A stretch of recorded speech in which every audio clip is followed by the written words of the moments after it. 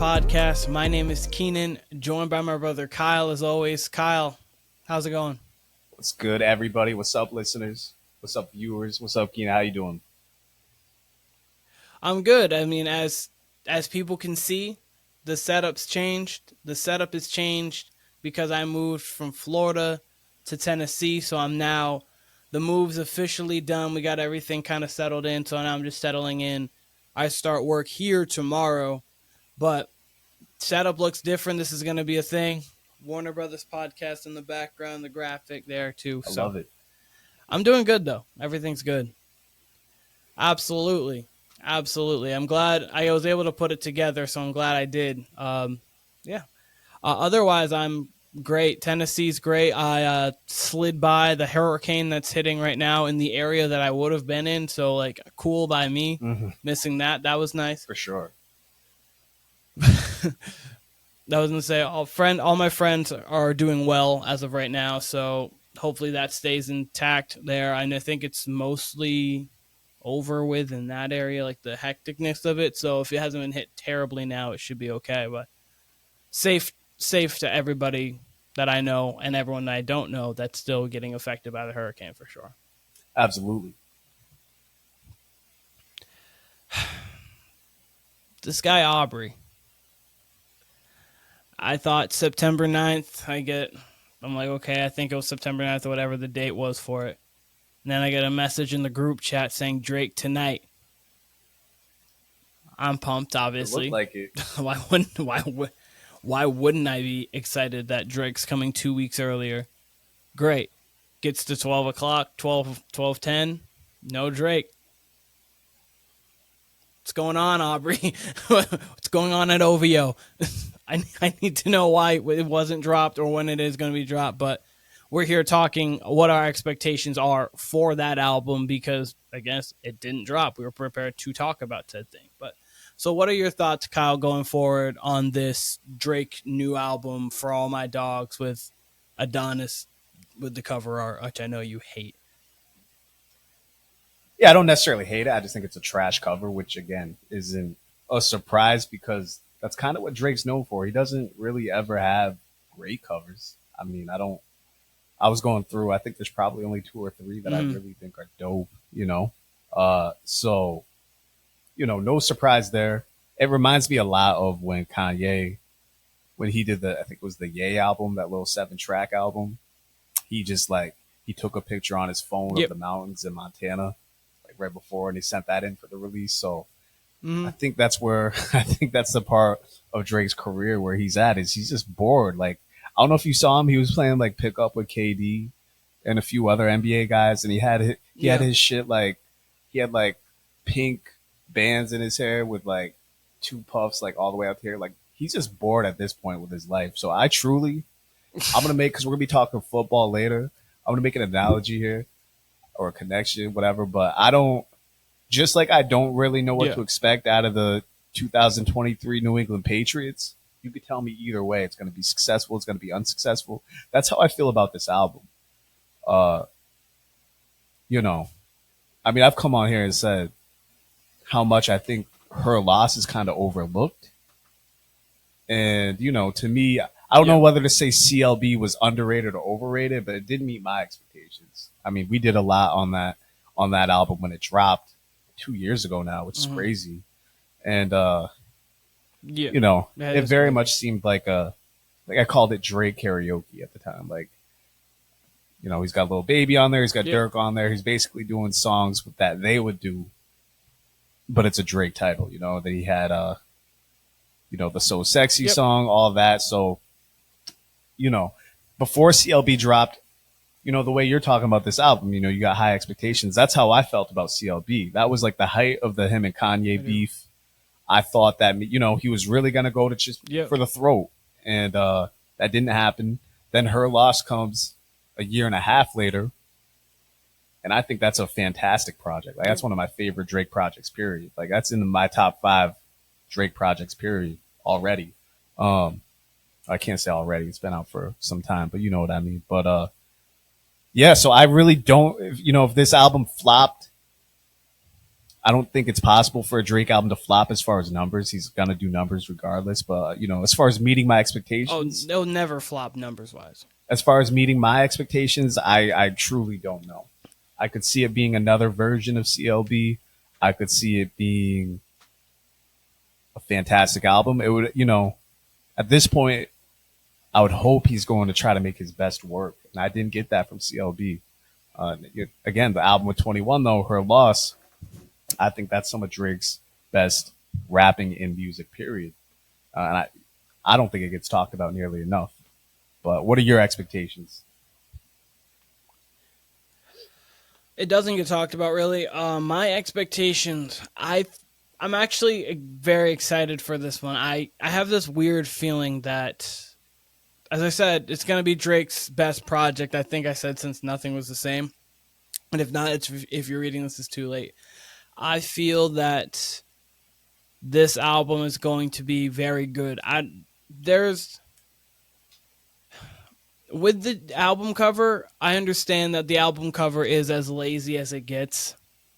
And so was CLB when you just put the 12 pregnant girl emojis on it. Like, that's just lazy. But for some reason, when Drake goes into like a dark vibe, I feel like that's where he is at his best. Like, I feel like Drake in a darker setting is when he is at his like peak. So, and I feel like I'm getting a dark feeling from this already, and I just think I have this. Where do you get the dark feeling from? From the way he's seeming, like as you were saying, it just seems like he's like doesn't. It's like he doesn't care. And when you have care, I don't think you get into a dark. There's just something about him that feels like I'm just going to go out there and I'm not going to specifically make music for this, specifically make music for that, specifically make music. I'm just going to go out there and do what I do best. Go put some music out, rap as well as I can, put music out and just go. What specifically is giving you that vibe? Like, I don't. Because to me, I can't get.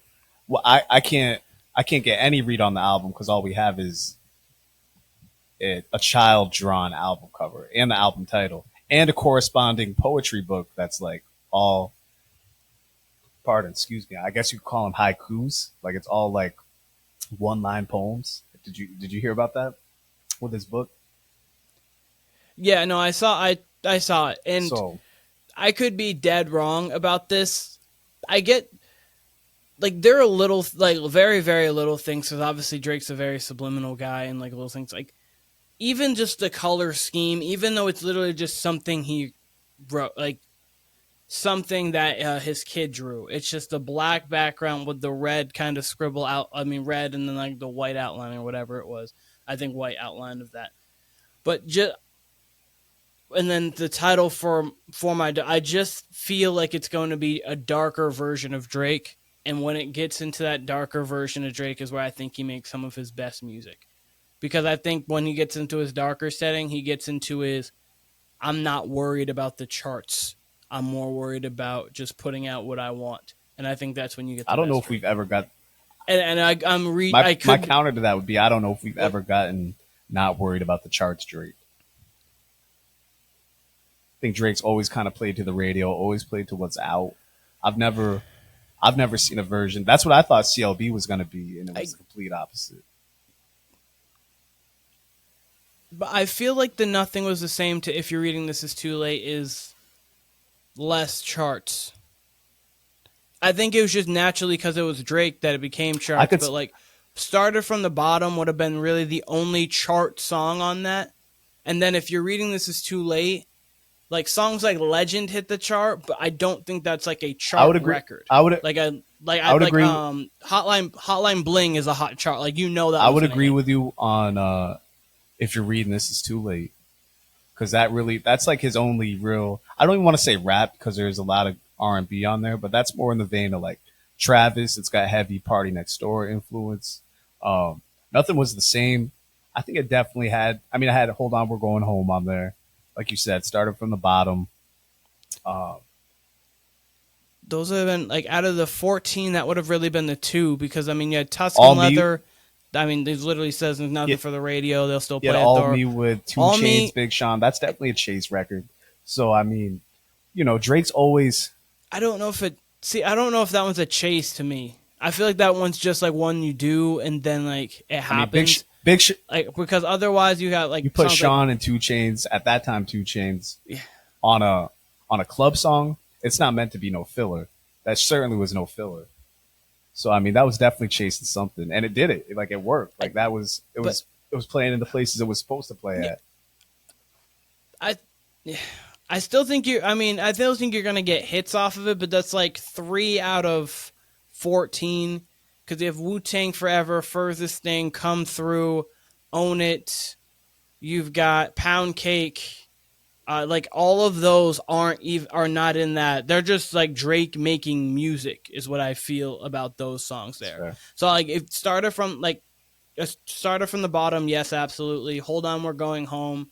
That's him going in R&B vein, but definitely that still hits the charts. And then All Me, I'll give you that. But like other than that, I feel like that was 2013. If you're reading this as Too Late's next, I feel like that most period because I think 5 a.m. in Toronto and things like that came out around that. Either time way, we're too. talking about 8 years ago from the time we've really gotten what we feel like as original Drake music.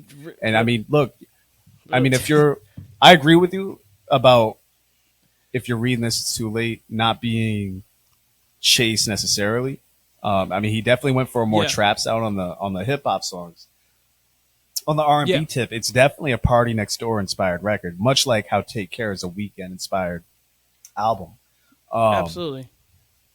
I was gonna say Joe Budden referenced that in his Making a Murder diss track. I don't know. That's a throwback. I said all you ever wanted was a party album, but you keep stealing off a party album to go and put it on your party album. But It's true. I mean, like, flip. Drake and Rihanna each had Party, seemingly in a sweatshop cooking up a lot of their music at that time in the 2015-16 zone. But, post 2015-16, it seems like Drake's kind of try to chase the Atlanta sound or the Atlanta artist or whoever's the hot artist. Caribbean, yeah. Views had a lot of Caribbean on it, More Life as well. So, I mean, it's hard to forecast with Drake, especially because everything you're saying is what I think myself and a lot of people were expecting out of CLB, and we just didn't get it. And it was not to say it's a bad album, but it was certainly a lazy effort, in my opinion. And so far, he gives you like little remnants of it. Like he gives you like a little bit here and a little bit there. Like Love All is like one of those songs where you're like, I like that. Like obviously with Jay-Z, like there's just like little songs here, little songs there. Where you're like, if you could just put this into 14 to 15, Drake, this is what we want. And then he'll do that, and then he'll have a song like Too Sexy, and then he'll have a song like Girls Want Girls. Not even that they're bad songs, it's just that like they're clearly not. We could have got them. We could have got them from any artist. We could have got Girls Want Girls from literally any artist that's hot. You know what I mean? Like that. That's a Drake and Baby record, right? Yeah. Like that could have been that could have been a Gunna and Baby record at the time. That could have been that could have been Cole even in Baby if Cole wanted to jump on something like that. It just could have been anybody. And could have been Cole. You could tell me Future did something like that, or I don't understand it. Yeah. But anyway, with the theme of this album, what I want to do, because Drake's known to have all these features, especially when he's on, the lazier tip. Pardon. It seems like I keep burping over here. Yep. But so I want to play a little game. We got NFL coming later. I want to play a little game. I want to hear from you, Keen. How many tracks? And I texted you about it before, but how many tracks do you think is going to be on this album? And what are the features that you think? Who are the features you think will be on this album? What artists do you think will be featured on this For All the Dogs album? By the way, I love the album title. That's the only thing I like about it so far. I think I have equally as grand expectations as I have not grand expectations. I'll say that. So I'm just all over the place with this album. But I do like the album title, dislike the album cover and the effort he put into it. So first, How many tracks you thinking, Keenan? Probably 17-ish. That's about 17, it's about 18. where I fall. He doesn't like to put out shorter albums. Like I think Nothing Was the Same was 14, and then Thank You Later, or Thank Me Later was 13. But other than that, like Take Care was around 19, Views was over 20, More Life was over 20, Certified Lover Boy was around that 20. Like, since, if you're reading this is too late, he's really stays around that 18 Scorpion plus. was 25. It's like almost an algorithm for him where just Scorpion. That's Scorpion, because that was a double sided. That's exactly what it is. I mean, he's chasing multiple playlists. That's why I hope he's out of that vein now. My hope would be 18 would be perfect. I got 18. That's what I'm guessing. So we're in the same vein there. But I would love a 15 track, which I think is what her loss was. If I see 14, I'm pumped. Yeah, that tells me he's, putting some thought into his craft. Not saying he doesn't put thought into his craft, but I don't know. I do, like we've mentioned, I feel like Drake chases things a lot. It works for him, but I don't know. I want to hear more Her Lost Drake, and we'll see. We shall see. Anyway, how many of these 17? You settled on 17? I said 17, 18, yeah. Well, which one, 17 or 18? So if you need an exact, I'll go 17. 17? All right. That's a concrete guess. So out of 17 tracks, how many of these tracks are having features? All right, so out of 17, I would probably say 9 have features. I would honestly hope for like 5, but the way Drake is, I think probably around 9. Like if I see Drake only have 5 features, 14 songs, or 4 or 5 features, 15 songs, I'm going to already expect greatness from it. I'm going to expect it to be Drake and how it is if he comes in 17 songs, I said, but 18, 19, and I have like 9 or 10 features. But I have 17 songs, 9 features is my concrete answers. You know what? So I got 18 tracks, and I originally said 9 features, which is very much in the same exact vein. And part of me was like, well, he could easily have more. Yes. If it's anything like CLB, he could end up having 12 features, 11 features.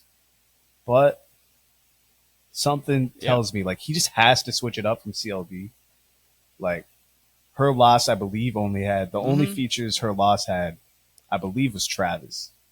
I could be forgetting someone. Maybe Future was on the album. I think it was just Travis, though. I think you're right. I think you're right. So I'm on the fly. I'm going to alternate. I'm going to say he has 5 features.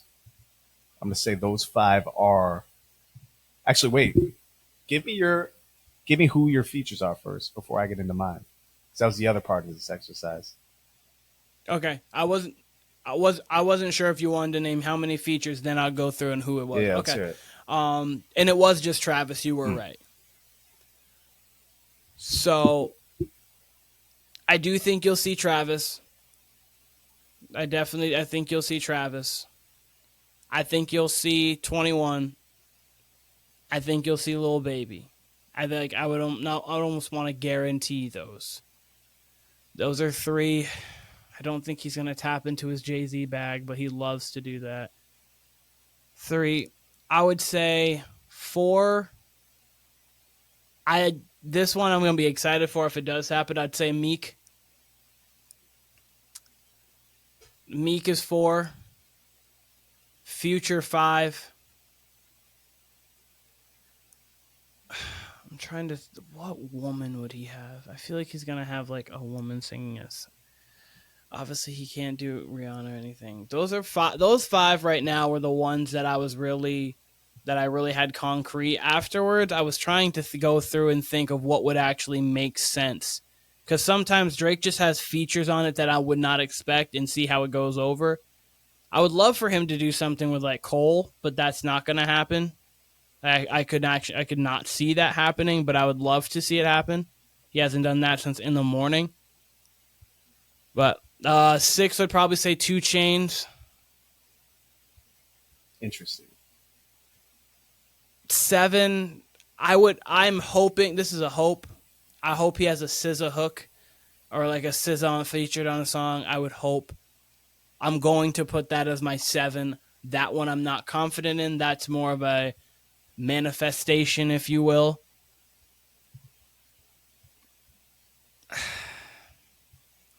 Oh, Lil Wayne 8 and Nicki 9. Nicki, okay. Especially with Nicki coming out with an album in November. Nicki 9, Lil Wayne 8. I can see that. I was thinking about Nicki. I think the last thing they had was Seeing Green. Yep. Yeah. I think was the last one that they all were on, and all of them bodied that. So I'm going to settle on 6. Originally thought it was 9. I'm going to settle on 6. And mine are Future. Seems like Future's on every album. 21, I feel like that's a given. He's going to be on this album. Yeah. The big rumor is, Keenan, that I'm surprised you haven't heard this. So the big rumor, Zane Lowe, who you in one of our previous podcasts you dubbed as Zach Lowe, which caused some confusion out of me. But he said there was an earth-shattering... It's confused my brain. He said there's an earth-shattering feature on this album. And then immediately after he said that, Drake posted like Channel Orange or Blonde or something like that.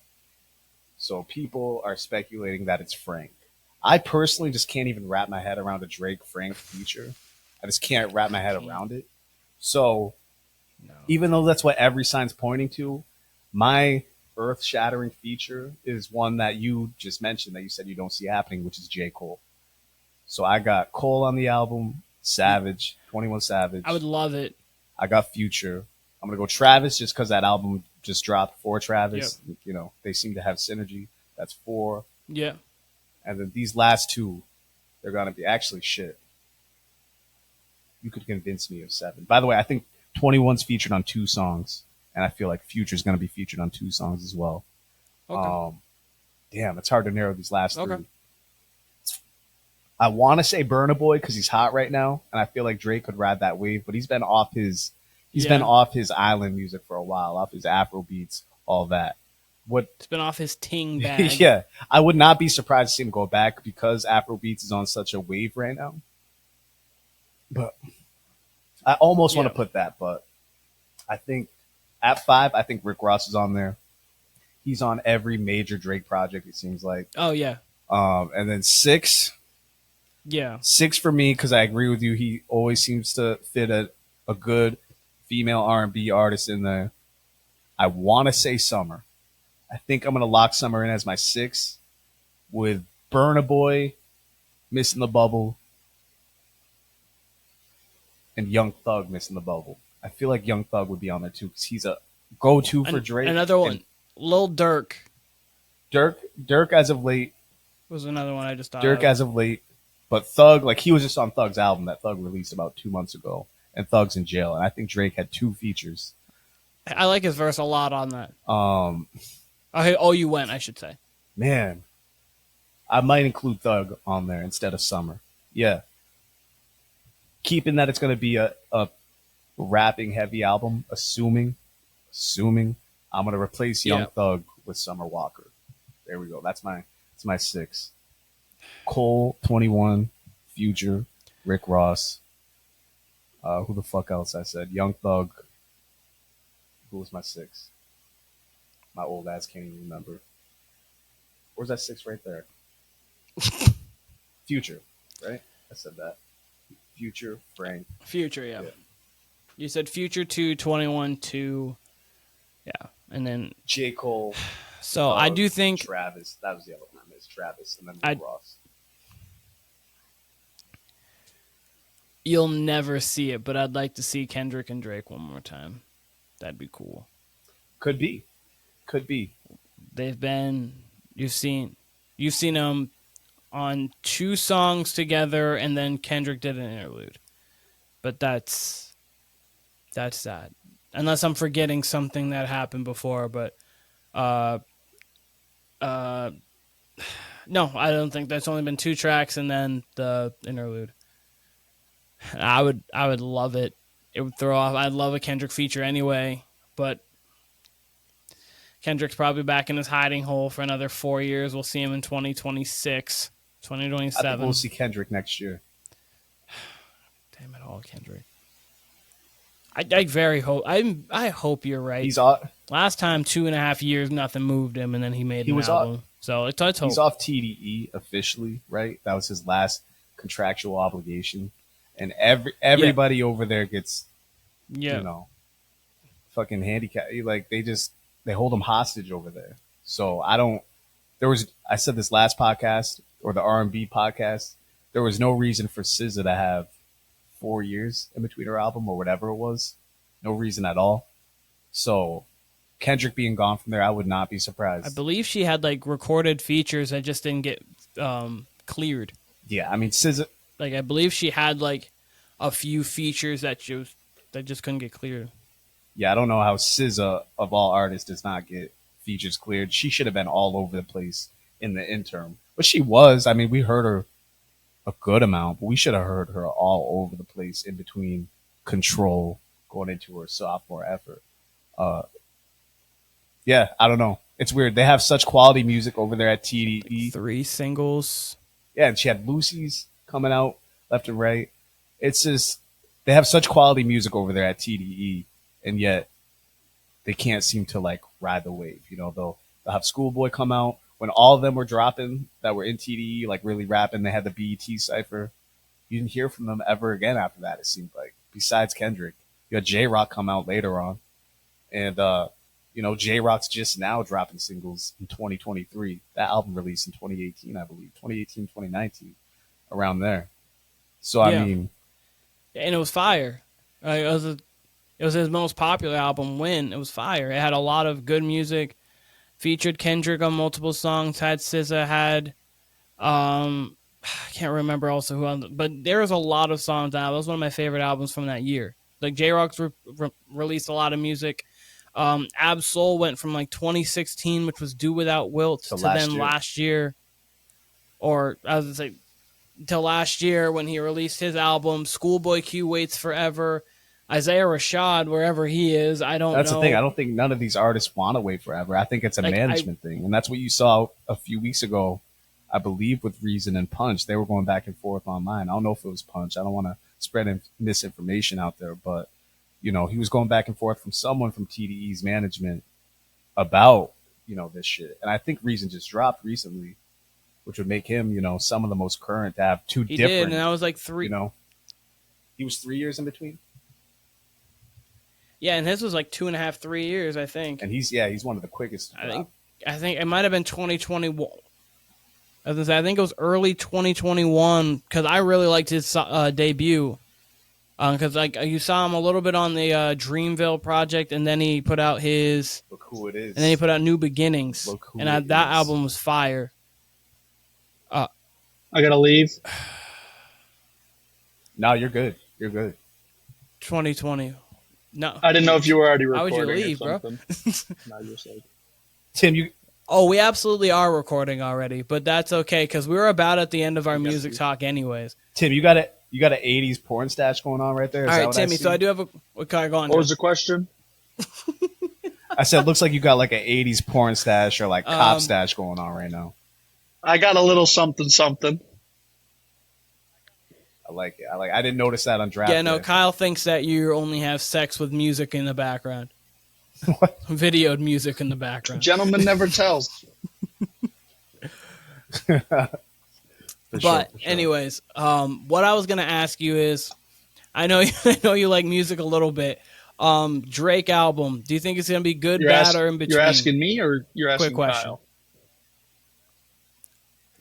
Oh, I'm asking you. Kyle, I don't know enough about Drake. I'm asking you. To be honest with you, don't listen to him enough. I'm gonna give him. It's gonna be like Fair an enough. 82. That's what I'm saying. Yeah, Gonna get an 82 out of 100. Minus. Random question before we get into this. B minus. Before we get into the football stuff that we're doing, what would you? Who is your favorite artist, or like name two? I know you like Childish Gambino, but other than that, it's actually hard because I actually don't listen to music quite as much as I used to. I'm more of a podcast guy now. yeah. I mean, Warner Brothas I do podcast listen guy to it now, pretty I get frequently. So yeah, if I had to pick two, I would probably say most listened Much to respect. are like, Tyler the Creator. I listen to him a lot. He's on like all of my playlists. So him, and then like you Yeah. said, Childish. I got Logic's on there. I like Logic. He hasn't really dropped much lately, but or at least I don't have it. So Fair enough. Fair enough. I was just curious of what Timmy listened to, but I can see Timmy's just getting himself a lot of the Warner Brothas podcast. And speaking of, guys, you haven't seen his face yet, I don't think, but Timmy Gray, he's been on multiple podcasts. Shout out to it's a Timmy. little dark. Welcome on in, my buddy. end, but How are you it'll doing? work. I know you're fine. You're fine. We brighten you up. We make you look great. Don't worry. The Warner Brothers graphics team over here does phenomenal work. So don't worry. Don't you worry about anything. Video All right. editing team. It is almost September. Wake me up when September ends. It is almost September. It is almost time for the NFL. We just participated in a draft where Kyle took DK Metcalf at number 9 in the most shocking pick in fantasy football, one of our fantasy football histories. It's up there in the top 5 most shocking picks. Real quick, how do you guys both feel about your team? I'm going to start with you, Tim. Looking at my team, I think there's definitely spots that I would have liked to come out a little bit stronger. Like my flex, I'm not super confident in my flex, but I think I got a guy that can break out and potentially be a solid wide receiver 1 potentially. If Justin Fields is who I think he is, then I think I'm okay. But there's just pieces like I told myself coming into this draft, the first 2 rounds I was going to get 2 wide receivers, and then second round I just couldn't pull the trigger on any of those guys. So walked away with a running back, and that's what I didn't really want. So. I was gonna say I wanted to go first 2 wide receivers too. My first 3 picks were running backs because they fell to me. We'll talk about that when I get through mine. But so what 11. you were pick 6? I was at you were 11. You were right at the end. What were you hoping to get? Like what were your back-to-back wide receiver coming in? On the ride down, obviously I rode down to Boston with Austin there, and we were talking the whole time, and I was like, I know something crazy is going to happen with 2 people in this first round, and I know Devontae Adams is going to get to me at 11, and I'm taking him. He's not getting past me. And then in the second round, I wanted Stephon Diggs, but it was just so tough. I didn't expect him to get out of the first round, but that would have been my ideal. Too. That must have sucked because he was like a pick right before when you, he took Saquon Saquon first. I was like, maybe he goes running back here, and nah, he didn't, because I know he liked Chubb, so I figured he might take Chubb there. But I was hoping for either Steph Diggs. The 2 that I was debating on was AJ Brown and Amon-Ra. Amon-Ra, I just felt like it would have been a little bit too much of a reach for me, knowing that I could get a running back that will probably score just the same amount, or a little bit more fantasy points this year. He doesn't have Kareem there; he might get some more passes, hopefully. And I love Chubb. I think he is one of the best pure running backs in the league. So you give him his touches, I think he'll be a stud. So I like that. He's He's easily top 5 for especially when you're talking just pure runner and you're not taking just a running. I mean, he's top 3 probably if you're talking just pure runner, like him, Derrick Henry, Jonathan Taylor. I mean, not that Saquon and Austin Eckler can't run well, or Saquon McCaffrey, but it's just that when you're talking pure running between the tackles, he's the man. Nick Chubb is up there with the best. But so Kyle, your DK pick obviously shook the world. Talk about it, and then how do you feel about your team so far? First of all, I just want to say I had Chubb last year, had Nick Chubb. I think my second pick, don't remember where I picked him, but he was great the first half of the year, and he tapered off the second half. Really wonder the Browns in general. I just am curious about this year with Deshaun Watson and everything going on there. Decaf though, I wanted 2 receivers first. I wanted 2 number 1 options. I got him in AJ Brown, which that should be interesting with Devontae Smith there too. Look, I think the Seahawks, I don't want to give too much away because we got our NFL preview show coming up, but I do think the Seahawks have a big year. I think Geno has a big year. And DK Metcalf having the number 1 option on that team, I think he has his biggest year yet. Will that be first round production? I don't know. I'm betting high on it. Clearly, I took him with my 9th overall pick in the first round, but I think he can back it up. Mm-hmm. Will he? We will see. But that was my rationale. I do think he and the Seahawks offense has a big year. He will be a big part of that. And hoping for a 12 touchdown, 14 touchdown year from Metcalf. I don't even hate that logic. The only reason why I think that was a very unnecessary pick is I don't think other people have that logic. I think you could have waited, honestly, to the beginning of the third. I know you would have been towards the late third, but even if you would have picked him in the second, you would have easily gotten him in the second. That's why I think it was shocking for me, because he went from 75 to 90 catches. He was over 1,000 last year, and he had 6 touchdowns. He had 12 the year before, so thinking he couldn't get 1,312 touchdowns, that's not crazy, and he could put up top 7 fantasy numbers, which would put him at around pick 9, 10. So, but you go on.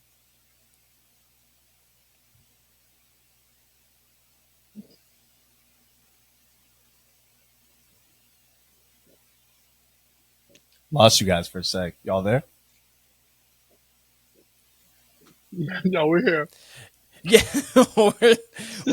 I was to say, Timmy and I were kind of just rocking out. We were just waiting, but DK Metcalf. How do you, I think you could have waited on it, but I do think he could play well. You were gonna say something, and you go on. I was just gonna say that's the difference. Like, this is obviously my first time in the league, but like that's the difference with like our basketball leagues we do. I have an idea of like who everybody likes, so I know where I can kind of pick and choose my players. Yeah. Me wanted to go, like I said, 2 first round or 2 receivers in my first 2 rounds. Decaf being right there. I keep calling him Decaf. DK Metcalf being right there. That was my pick. And again, I think he has a big year. So now knowing that though, I'm like, okay, yeah, I probably could have got him because it's pretty much back to back for me. I would have been at the top of the second round. But out of the 2 picks, out of him and AJ Brown, I'm honestly regretting AJ Brown more than anything. Because I think Devontae Smith, there's just so many options in that Eagles offense. And I think Jalen Hurts is going to have a huge year. I almost wish I picked him instead of Lamar Jackson. But in general about my team, I feel a lot like Tim does. Like, I feel like if Lamar has the year I think he's going to have, my team should be okay. But if he gets hurt at all, my team's going to be in some trouble, I believe. Moving on to my team real quick. If Jordan Love is semi-a-human, Christian Watson has over 1,000. And if Baker Mayfield's sort of a human, Chris Godwin has 100 catches and probably 1,000. And if that's the case, I'm projected number 1.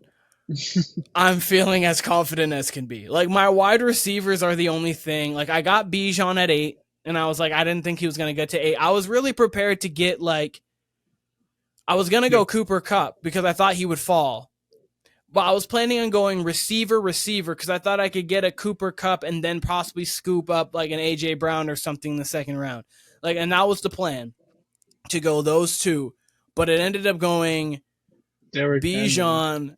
And then Derrick Henry happened to be there. And then I'm higher on Najee than I guess our league is because I think their offensive line got better. I don't think it's great, but I got better. I think that with Kenny Pickett, George Pickens, I think is going to take a step up. Pickett in an entire offseason with the offense, plus you having Deontay Johnson plus Pat Freiermuth. I think year 1, Najee, he just got fed the ball so much, and really the difference between him from year 1 to year 2 was his receiving numbers, and it was because Big Ben couldn't throw the ball more than 20 yards down the field, and he only could do that twice a game. So he was like, 1-2 Najee, 1-2 Najee. It was the same thing with Kamara with Breeze. It was like 1-2 Kamara. So like he just got so many catches, which made his numbers go crazy. But like running wise, it was the same. I think those lanes open up a little bit more. He gets over 4 a carry. I think me having him in 3rd round as a flex, I think he could be RB2. I don't think RB1, but I do think he could be higher end RB2 this year. And so I have that at my flex. and I couldn't be happy. Like you said, him going in the really third round is like a crazy value. Like a lot of people would be taking him at the 2-3 turn, or even like earlier second if they wanted to go running back heavy. The problem I see with Najee is with Kenny Pickett and all those offensive wide receiver weapons that you've talked about. I love George Pickens. I think he's a great athlete, and obviously Deontay Johnson is still there. He's still a stud.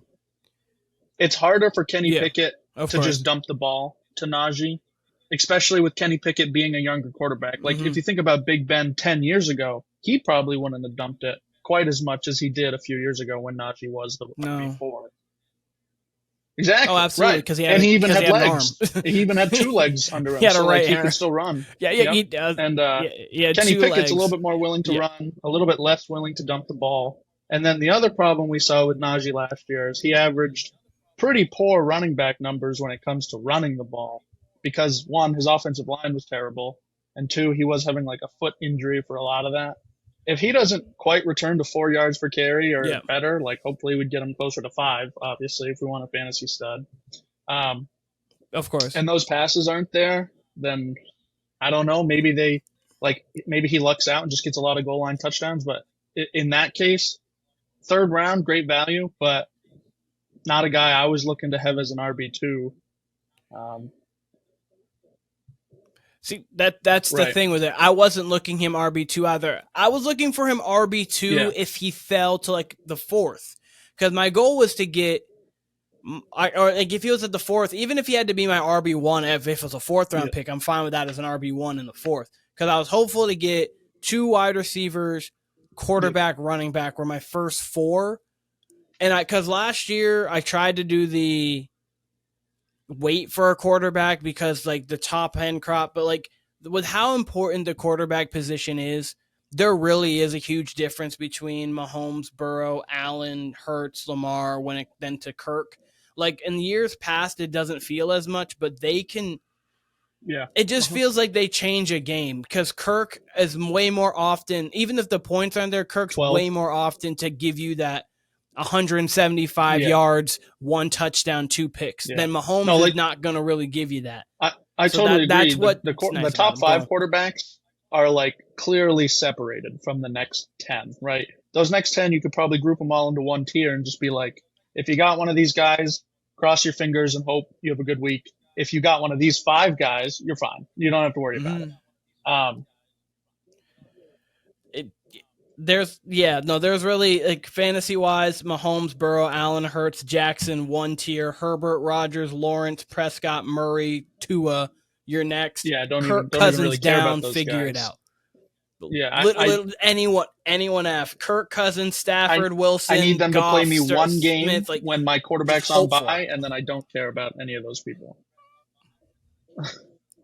Yeah, that, or like if you have to have them every week you're going in, just get me to 24, just get me to 22, just get me there, because if you got them, you better have hit on your first 3. Like you better be looking at Jamar Chase, some Ramondre Stevenson, and Calvin Ridley, someone like that. You better be Jalen Waddle. Like you better be hitting on those 3 if Geno's your quarterback. If that's not, then I mean, good luck part of me wanted to come into this draft and wait on a QB and get multiple, like literally take 3 quarterbacks and have them all be QB like 15 through 30, and then just play the week. And like this matchup's really good. He's in. He's on a roll. He's in. Whatever it is. And my plan was to go in there and get Geno Smith late, Jared Goff late, and like Daniel Jones late, and literally just play the matchup, because one of those guys is probably having a 30-point week every week. And it's just hard to like find them. The other thing with our league is with quarterback scoring a lot more, it's easy to just separate yourself from like the bad teams if your quarterback scores you 50 points than if nobody else is really scoring. So. Absolutely. Going half PPR for our league is going to help for sure, which is why I grabbed Aaron Rodgers, because I was like, I think Aaron Rodgers could have a big year, especially if things go well in New York, and someone halfway through the season is going to need it. And for some reason, if Burrow does get injured, I do have somebody who I feel the thing I actually brought that up with Austin was you took Aaron Rodgers super late, and I remember it must have been the Vermont trip we did in Fairleigh, Vermont or whatever. when you took Tom Brady in like the 10th round Yep. and he was like QB3 that year or something like that. And you literally just possibly did it again with Aaron Rodgers. Yeah. No, that's the thing. Like, it was just, he was just there, and I was like, why not take him? Because then even if, say, like, Burrow is putting up like 32 a game, just to put out a number, and Rodgers is putting up 29, people see Burrow's name, and I could possibly trade and get 100% Garrett Wilson type receiver to add to my crew, but still have the production of 98% of the production, or whatever the production would be, you know what I mean, with Aaron Rodgers there. So it's like, I have flexibility to trade if Aaron Rodgers is great, and if he's not great, hopefully I need him 1 week, and then we're good. That's it. All I'm looking for is 1 week at minimum. At maximum, you can hopefully start for the championship team. But I guess Kyle is acting up right now. I used to have that internet, so I used to live at the house, so I did have that internet, so I completely understand. We're gonna just keep going with what we're doing. So I'm gonna hold off. I did a top 32 quarterback list going into the season, every starter, and then I have them into 12 tiers that I'll run with you once Kyle gets back. But not fantasy wise, regular NFL wise, who do you think makes the biggest leap this year? As a player, you can give me. As a player, you can give me, and then we'll talk team afterwards too, but you can give me even a quarterback, you can give me a wide receiver, whatever position you want to. Which player do you feel makes the biggest leap? If you need 2 or 3, I'll give you one right off. It's actually kind of hard for me to put this player here because he low-key already started doing it. But in my mind, I think Tua could be a QB1 this year, and I think he could be electric in that offense. It's the same situation to me that Brock Purdy succeeded in. You have a bunch of great, fast skill positions. Just get them the ball, and they'll do the rest. I think he could, his numbers could go off the charts. I wouldn't surprise me if he goes for 5,000 this year, especially with the 17 games. The reason I say he already did that was because he was in the MVP running until that first concussion last year. He was literally third. It was Hurts, Mahomes, Tua. He was the most accurate quarterback. He had this great QBR, ton of yards, ton of touchdowns, and then he got hurt. Yeah, exactly. They didn't lose. They didn't lose a game when he was starting. They had that big comeback against 7-0 at that point. That was a fantasy gold mine for that. Oh my God. That was a bonanza. All you needed was Baltimore and Miami that week, you were chilling. I remember that, and I was just scrolling down. I just remember seeing like some ESPN article pop up. It was like Tua throws his 5th touchdown of the day, and I was like, "What? What are you talking about?" And I scrolled down. He's got like 58 points, and I'm like, "Oh, great! I'm gonna lose this week, but that's cool." That's cool. Thank you, Tua, for doing cool things. So if he didn't get hurt last year, absolutely. I think he would have been very, very good right there. People are really quick. They're already putting Tua in this bust category, and I just don't think that that's quite. No, it's not correct. You'll see on my quarterback rankings when we go through it. I'm waiting for Kyle. We are waiting for Kyle, but you'll see that I don't with the bust agree with that at all. Mine actually is Deshaun Watson. I think he's coming back to form, because it's when you think about Deshaun Watson 3 years ago, pretty much, I think had 33 touchdowns, 34 touchdowns, 6 or 7 picks. This was when it was Rodgers, Mahomes, Brady, not that order, and then Deshaun Watson was your 4. There was no one else in the league that was up there. Breeze was great, don't get me wrong. Obviously, Big Ben was cool. There were other people who were really good in the league, but Josh Allen hadn't ascended yet. Burrow wasn't in the league yet. Lamar was right before Lamar became Lamar Jackson that we know today. It was he was right there talent-wise, and I think he wouldn't be Mahomes. Don't get me wrong. I'm not trying to make it sound like that, but I think in Andy Reid's system, if they would have taken him instead of taking Mahomes, I think he could have flourished there too. I think he would have been great. Do I think he's Mahomes? No. Do I think he could have been put up production? They would have a Super Bowl right now. I do think they could have a Super Bowl right now. He's just that special. He got pretty close to winning a Super Bowl. Yeah, go on. Obviously you can't just say if they would have made it, they would have won. But he got pretty close to winning a Super Bowl with that dog shit ass Texans team. So like, I wouldn't. That's not like reaching to say that he would have a Super Bowl. I totally agree. He's a tremendous No, I athlete, was gonna say, and he hasn't really played in what 2 mhm. years now. So like, for them to just count him out, it's kind of like the same Yeah, like thing with Calvin Ridley. It's like if they come back and they just return to form, which they're young, they could totally do it. Yeah, I totally agree. yeah.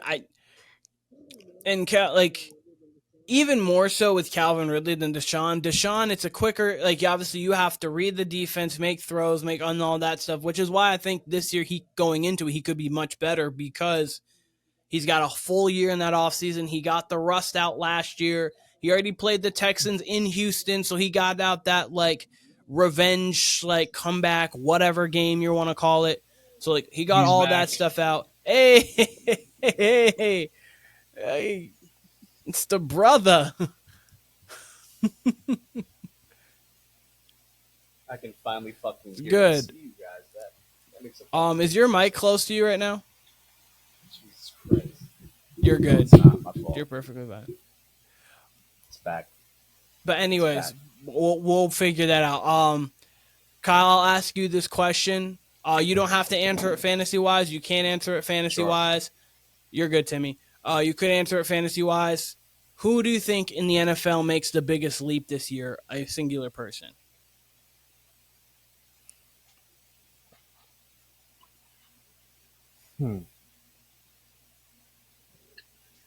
Seems like everybody's on the Pickens wave from the Steelers. Seems like everybody thinks he's going to make a jump. You know what? This might be bullish, especially because, he was my quarterback drafted. But I really do think Lamar makes a jump as far as from the pocket. I think this will be his most prolific passing season as a quarterback. We'll still see the running. Like, that'll still be explosive, whatever. But I could see, Lamar getting something like 34 touchdowns from the pocket, from his arm. That would be a big deal. Absolutely. If we could see that, something like that, and 6 rushing touchdowns, I think that's what they're going to need, to compete with Cincinnati, to compete with the Steelers, to compete with the Browns. Yep. Like, I think I mentioned earlier, like, I just have no idea what the fuck we're getting from the Browns this year. But I think regardless, they're going to be so unpredictable. They're going to be tough. They got enough talent on that team on both sides of the ball to where they're going to make life tough in those divisional games, whether it's Pittsburgh, whether it's Baltimore, whether it's Cincy. So, I think Lamar's going to need that year. I mean, he's coming off that big contract, all the controversy from this past summer, the offseason.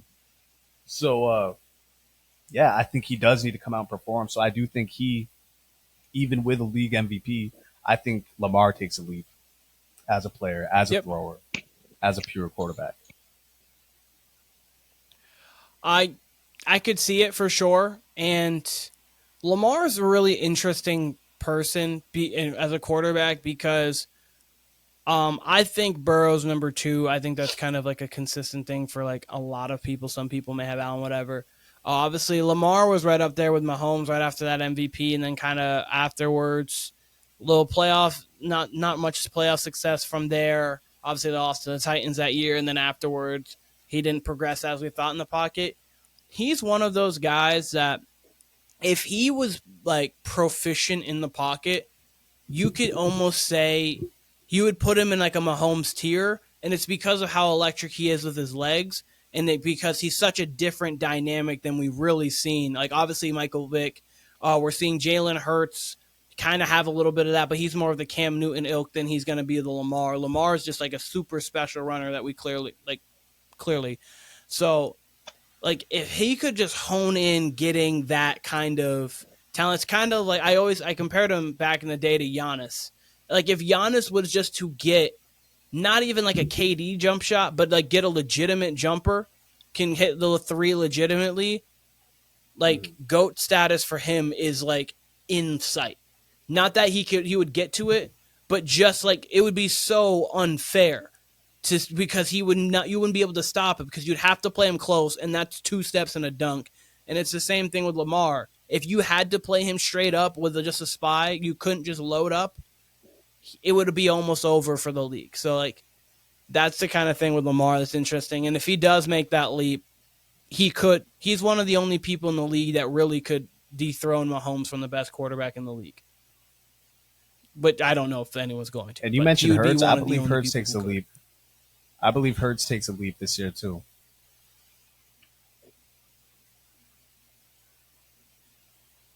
I believe Hurts continues his climb, continues his ascent. And I think he'll be to me. I think he should have been outside of Mahomes. I think he should have been the number one fantasy quarterback. This guy's I bet you right he's on the ground. He's mad. Get the fuck out of here.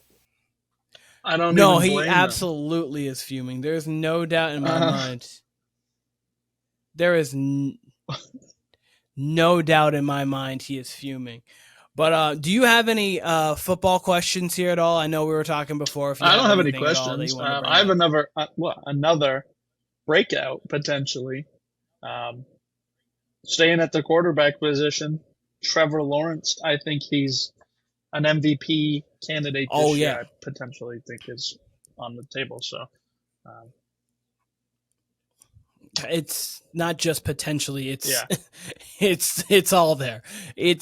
There's no he took that. You see it a lot. If you go through the last MVP runners up or MVPs, Mahomes, Allen, Hurts, Lamar, semi-Burrow, all year 2, all year 3 guys they've got the best team they probably ever will have unless they have a second rendition because they're cheap. They can get everybody around them. So you have Zay Jones, Calvin Ridley, Christian Kirk, Evan Ingram, Travis Etienne, pretty good offensive line. Doug Peterson, who's one of the most underrated coaches in the league. All that. The defense isn't even that great. They got a couple pieces here and there, but they're not even that great. But again, doesn't really matter when you're trying to win MVP exactly if you're winning games and they're in. But it's not take them out. They're probably playing against the worst crop of division. The NFC South them is or the worse, NFC South. Opinion, but those are. Yeah, the NFC South is the Jags make the NFC South worse. If the Jags were the old Jags, I think you could have a debate. They'll win it. So it's they would be competing for sure. It'd be them or the Saints. They would be competing for sure. But so I think Trevor Lawrence absolutely could blow up this year, and it would make sense. It's on that right trajectory and right timeline for everybody. Calvin Ridley. And I've brought this up before. Young quarterbacks, when you trade for a stud wide receiver, just get better. So if Calvin Ridley still is a stud, boom. That's why I like Fields this year, is because he needs to take a step. And DJ Moore is a guy that can help him take a step. So that's what you see. That's what I've wanted for the Patriots. That's why I thought it was so important for them to get a number 1 with Mac, because you see. To at least see what they are, because if you put everything you need around them, then in a year or two, okay, that's not our guy, or okay, that is our guy. You saw Kyler, you put DeAndre Hopkins. This one not even one we usually mention, you see people mention, but you put DeAndre Hopkins around Kyler. We already knew he was good. We saw him have his best season. Lamar and got paid. He's playing Call of Duty now, but he got paid. Josh Allen, Stephon Diggs, their best season. Jalen Hurts, AJ Brown, their best season. It's just a long list, and it's getting longer every year. So it really is. When you have a legitimate number 1 and you're especially a young QB. I mean, Patrick Mahomes didn't need it, but Patrick Mahomes, Tyreek Hill, and now he has Travis Kelce, but Patrick Mahomes, Tyreek Hill. You cannot tell me that he would just have been as good. He would 50 touchdowns year 1 fully starting without Tyreek Hill. Of course, Jamar Chase comes right with Joe Burrow. I mean, Joe Burrow played well year 1, but he got injured. I think it was 13 touchdowns, 5 picks. Fine. Elevated. Jamar Chase, boom, Super Bowl. Obviously, you saw Matt Stafford. He had good years. He had great years as Megatron. He goes, gets Cooper Kupp. And they get a and a defense, once you get your number 1 receiver, especially as a younger quarterback, it just makes everything open up, because 3rd and 6, tight game, 1-on-1 over there. Here you go. All right, it's going there. The same day. Travis Kelce on third down. Mahomes was going there 7 times out of 10, and it's going to work 9 out of those 7, like 7 out of those 7 times, like 90% of the time it's going to work. So I was going to wait, but you want to just go through my quarterbacks? I do have a question. Just to get your you keep going with your question. I hear that the Patriots have released both backup quarterbacks off their roster. Yeah, and then I think they brought Zappy back. They need that extra $300K that they can maybe work out of that contract. I was thinking they were just going to keep Mac and go sign whoever the backup was 10 years ago that they keep having on their roster for whatever reason. Yeah, no. Rest in peace, Ryan Mallett. But like they would filter through between like Ryan Hoyer. Mallett, that's who Brian I was thinking Hoyer. There was another guy but they just siphon through like their old backup. They do. The thing that frustrates me about Bill and why I don't think he's the best coach in the league right now. He's the best defensive coach in the league because even with the mediocre-ish talent, you want to call it, whatever you want to call it talent-wise, he is still orchestrating a top 5 defense every year. He's the best defensive mind ever. He's the best defensive coach in the league right now. It's not a question to me. I don't even really think it's an argument. It's just before, when you had Josh McDaniels and Tom Brady who worked in perfect synergy, you didn't have to worry really about that think about the offense. He could just be. You don't have to. And obviously, like, you oversee it, and I'm not making it sound like he had no offensive thoughts, but like when you have the greatest quarterback of all time paired with someone he feels super comfortable with, you make magic, and every year you're going to do great. But then now you see, look at the best coaches in the league. Sean McVay, no order. Sean McVay, great offensive mind, innovative. Kyle Shanahan, great offensive mind, innovative. Andy Reid, when he's said and done, you could argue like him with Tom Landry, greatest offensive mind because he brought the Eagles to 4 straight NFC championship games and the Super Bowl. The Chiefs before Mahomes, he had in the playoffs religiously, and then obviously with Mahomes, he really just taken off, of course. But you see that Doug Peterson's an innovative mind. He's a great coach. Really, you don't see many. The John Harbaugh, Mike Tomlin, Bill Belichick are the 3 that really come to mind that are the defensive-minded coaches that are really good. But they're like almost grandfathered in. Like they've just been here for so long that they've naturally been that. But offensively, you need to tune up your offense because if not, and that's the new NFL. What you're saying about the defensive coaches there is if you look at the AFC North, right? They've had Harbaugh. He's great defensive coach. And obviously now I'm blanking on the Steelers head coach. You literally just said him. Tomlin's, great defensive coach. When those guys don't have their offensive pieces, when Lamar's not there, when Big Ben's not there, we see exactly what their team is a 500 team or a 500 roster. They're going to win about half their games. That's not winning them a Super Bowl. That's not even making them the playoffs. Mm-hmm. Right now, that's exactly what's happening with the Patriots is they have this just above 500 roster because their defense is so good. Their offense needs to figure it out, and they need coaching to be in the right. I think putting whatever the hell their offensive coordinator's name was last year. Sorry, their defensive coordinator. Yeah, their defensive coordinator Matt that they just Patricia? put in the offensive position. That doesn't make any sense to me. I get it. He knows football, but obviously he knows defense a little bit better than he knows offense. So maybe we should keep him over there. And he didn't know defense well. He taught he didn't that know defense defense well. Defense, here's the thing. Defense. So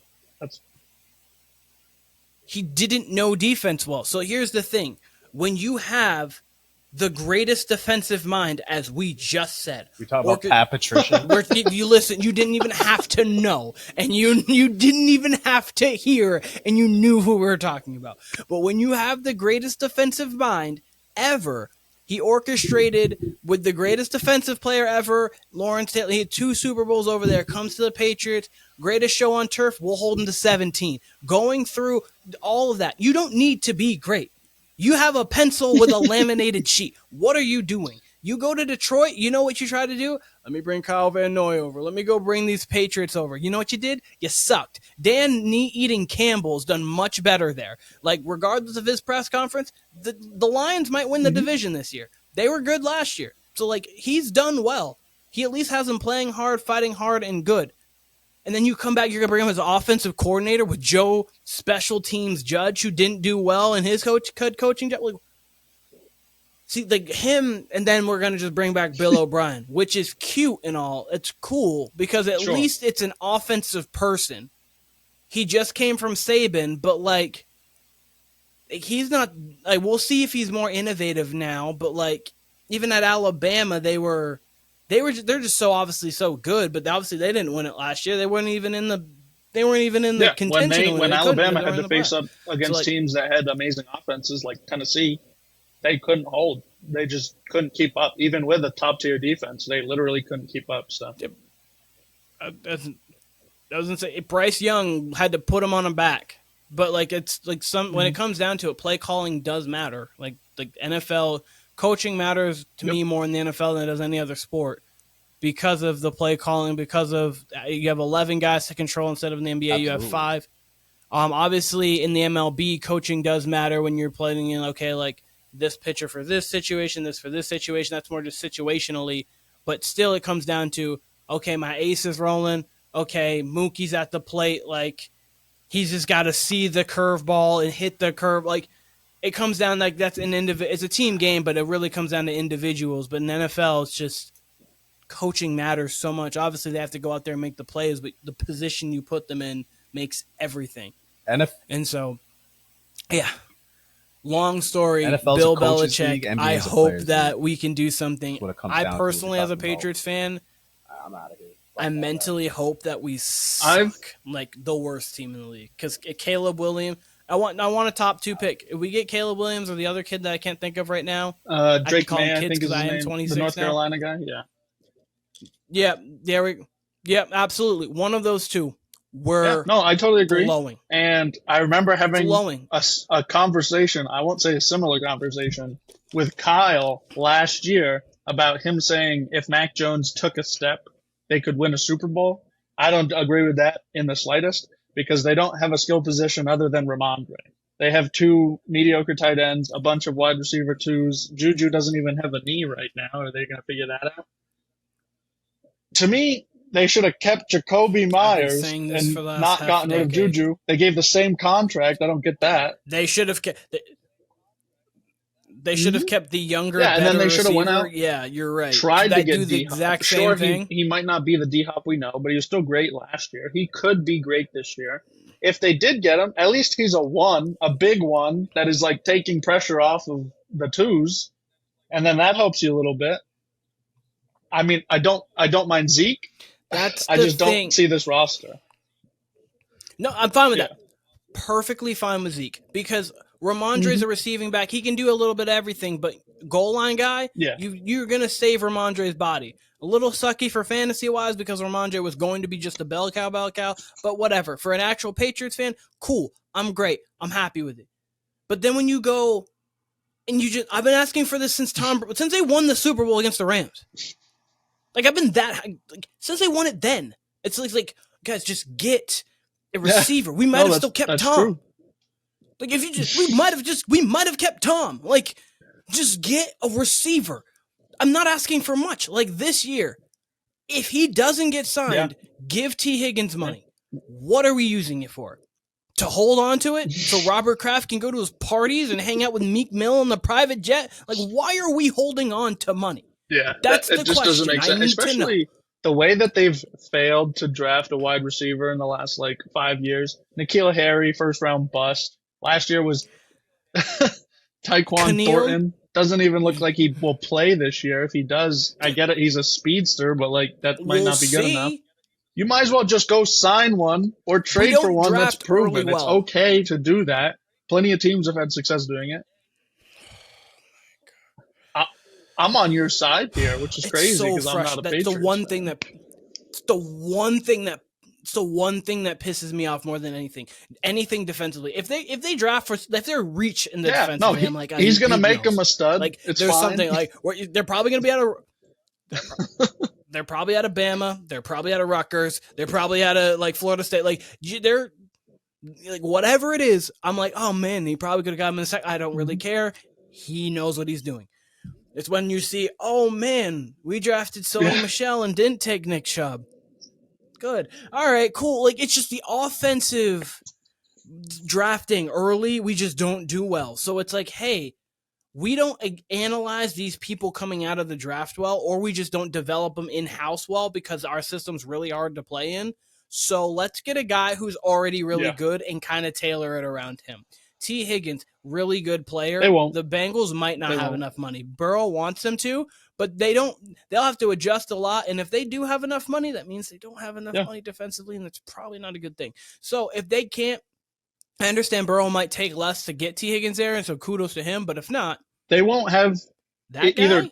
Either T. Higgins, Joe Burrow, or Joe Mixon is not on this roster next year, in my opinion. That one of them has to leave, and it's not Joe Burrow. So, yeah, and it's not Joe Mixon because they get him cheaper. So like it's gonna be probably T. Higgins, and they know because I know Jamar Chase is coming on the pipeline. They're paying stupid Jamar if you get rid of him. They might and just even bundle their contracts together and be like, "Hey, here's $500 million, take it for the two of you. It's a good deal." So, yeah. Listen, it is whatever it is. Burrow right now, give him 2 more years as the best quarterback in history. Yeah, better than, in the Bengals history. Let me say, sorry, that's put in history. Boomer Esiason's the only one. Like, really, I think there's maybe Dalton one was other okay. guy, like Carson I didn't mind Palmer. him. Andy was fine. Dalton was cool, but like he got him to a Super Bowl already. He's probably winning an MVP within the next few years. Like, it's just so. Again, the Patriots. I can rant about them for an hour. I want them to suck. I want them to get Caleb Williams. I want them to get T. Higgins. And then I'll the day that happened, I would come on this podcast the next day and just book a Super Bowl. Book it. I don't really care. Book a Super Bowl because the defense is there. The number one's there. The wide receiver's there. The running game's always there. The offensive line will catch up. We chilling. When Jacoby is not a great number one, he's a perfect slot and a perfect even number 2 option. Perfect. I'm chilling with Hunter Henry. He's a really good tight end when you don't need him to be Rob Gronkowski. When you're not asking him to be, in my opinion, still the greatest tight end of all time, Travis Kelce's trying his hardest. But, like, it's okay. Okay, do you have anything else? Because I'm going to get in this quarterback list, and then if Kyle's not here for it, it's going to be a Timmy and Keenan show. I'm chilling with that. Okay. Nothing's coming. You don't have mind, anything else? So I think we're good. I don't have a list, so I'm just going to chime in where I think you might have people too high, too low, whatever it is. No, but that's what I figured, and that's kind of why I like to do these lists. I'll post a graphic of the list of the 32. I got 12 tiers. Okay. I don't have them named yet because I haven't put it there yet. Tier 12, I'm going to work 32 to 1. So 32 Sam Howell, 31 Desmond Ridder, 38 Anthony Richardson, 29 CJ Stroud. I think they're all rookies. You could order them in any way you wanted to. Or there you go. Rookies or young guys, I should say. I don't want to say all rookies, but like you can order them in any way. If you wanted to have Sam Howell at 29 and CJ Stroud at 32, now I'm not arguing. I do have a quick question. That is, are you making this list assuming Kyler comes back? Okay. Yes, Kyler. This is a healthy Kyler Murray, and this list is what. This is right now what I think the best quarterbacks in the list. So let me specify who I think the best quarterbacks in the league are right now. No fantasy, just in the NFL currently right now. If I was to draft as a GM, if I was to draft one, it would be Patrick Mahomes. I'm not giving off anything for saying Patrick Mahomes is the best quarterback. But 1, I'd draft Patrick Mahomes. 2, I would draft X. 3, I would draft X. Go on and so on. So then I have them tiered together. I have 28 and 27 tiered together. 28 is Ryan Tannehill. 27 is Baker Mayfield. I have 26 through 23 tiered together, and that is going to be Jordan Love, Mac Jones, Kenny Pickett, Bryce Young. So that's a 23. If you have anything, just butt in. I don't even worry about it. I'll stop. Just for me, butt in. I would probably have Mac Jones and Kenny Pickett in the same tier as Ryan Tannehill. Obviously, if I'm taking Ryan Tannehill, he's older, so like that makes sense that those two would be ahead of him. But like, in terms of production, I think they're pretty all of those guys are like pretty much the same tier for me. But I get it if like this tier isn't really a tier above. It's like yeah, he's a little bit better and he's not quite as bad. So yeah, that's fair enough. If you put, I mean, they're right there with them. They're the next two, so I get it. I kind of have like when I come up with these titles and really tier it together, it will be more so you see the graphic. But I have 12 tiers. They're on tier 10. So then 2 are on the next. Number 22 is Jimmy G. Number 21 is Derek Carr. Yeah, I think they're the same style of quarterback where they are quarterbacks who, in the right situation, can produce for you and play well, but they're not, as Eric Mangini likes to say, force multipliers. And then this is going to be the one, and this is before going into the season. These can change, obviously, as the season goes on. So tier 8, right now I have 20, I have Justin Fields, 19, Brock Purdy, 18, Daniel Jones. Going through. I think Fields can get to closer to the top 10 by the end of the year if he takes that leap, for sure. But I think as of right now, I mean, he needs to throw for over 2,300 yards in a season before I have him above people even like Jared Goff. I think Daniel Jones had a really good year, and Brock Purdy, I mean, obviously he was in a better situation than Justin Fields was, but Brock Purdy did show that in that situation he flourished to the highest, like as well as you can expect a 7th round rookie to flourish. So tier after that, Geno Smith at 17, Jared Goff at 16. I think Jared Goff is that middle line. Those are my two unsung heroes of fantasy football. Those guys, you can stream them and they'll be fine, but don't play them every week. If you play Detroit when they're on the road, expect 10 points. But like, you can play those guys. 100%. Absolutely. And the thing with it is, FanDuel wise, when you're doing daily fantasy, they're perfect because they're cheaper, but they're great matchup guys. So, absolutely. And then, so I've got 15, 14, and 13 are all together. That is Deshaun Watson, Russell Wilson, and Matthew Stafford. I actually named this one already. It's talent with a chip. It's people who are very talented. They should have a chip on their shoulder because Stafford needs to show he still can play. Wilson needs to try to play and actually prove that he can still do it. And Deshaun also is another person who has the talent, but we need to see him do it. That one I actually named. And then the next one I named too, I was coming up with these titles as. And so that's 12, 11, 10, and 9. And that's Kirk Cousins at 12, Tua 11, Kyler 10, Dak at 9, and it's can you win? Can you win a Super Bowl with those quarterbacks there? I think that list can totally win a Super Bowl. To me, the problem is just money. Like, I don't think it's a talent question. It's just like when Kirk Cousins is eating up $40 million of the salary cap, you probably can't win a Super Bowl. But when, like when they got to pay Tua, I don't know if Tua can win a Super Bowl. But right now, Tua could win a Super Bowl. This year or next year, he could totally win a Super Bowl. See, that's the thing with them is they're in the can you win because are they good enough to actually go out there and win? Like, they're quarterbacks to where when you put the great team around them, like think of the 2015 Broncos. Obviously, they had the name Peyton Manning. That was not Peyton Manning. He got replaced by Brock Osweiler during the year. That was a game manager at best who just wasn't making mistakes in the playoffs. That team was so talented, especially that defense. They won it all. The Seahawks in 13. Russell Wilson was not this Russell Wilson yet. He was really he was a better game manager who knew how to make plays and did not make mistakes. They're that good. It's when you have the team around them, you can go win. It's when you don't have the team around them after that rookie contract. Kyler's got his money. Dak has got his money. Kirk has got his money. Can you win with these quarterbacks? Remains to be seen. The cap has been second round for all of them. Kyler first round. Obviously, Kirk and Dak have gotten to the second round. None of them NFC Championship or AFC Championship. Then I don't have names for any of. Actually, I have a name for the top one. But the next tier is 8, 7, and 6 is Trevor Lawrence, Aaron Rodgers, and Justin Herbert. I think all three of those quarterbacks are amazing. I think all of them can.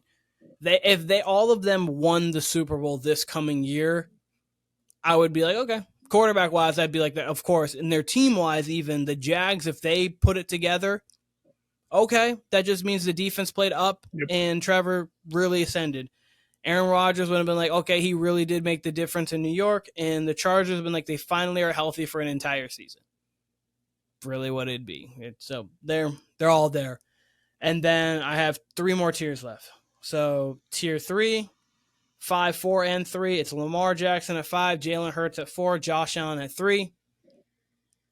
And then I have Joe Burrow, a tier by himself at 2, and then Patrick Mahomes in what I call the God tier at 1 by himself. I think he is a tier above Joe Burrow. I think Joe Burrow, because of his accuracy, his poise, his calmness, and the confidence he gives to everybody else, is a tier above Josh, Jalen, and Lamar. And then I think Jalen, Lamar, Josh, you could order them anyway, and I'm not mad. Totally agree with you, top 10. I mean, I think a couple of those, especially when it comes to like the tiers, you can mix and mingle the tiers all you want, but like 7 through 9 is going to be 7 through 9. You just reorder them, whatever, and they're fine. They're all in that same tier. Yeah.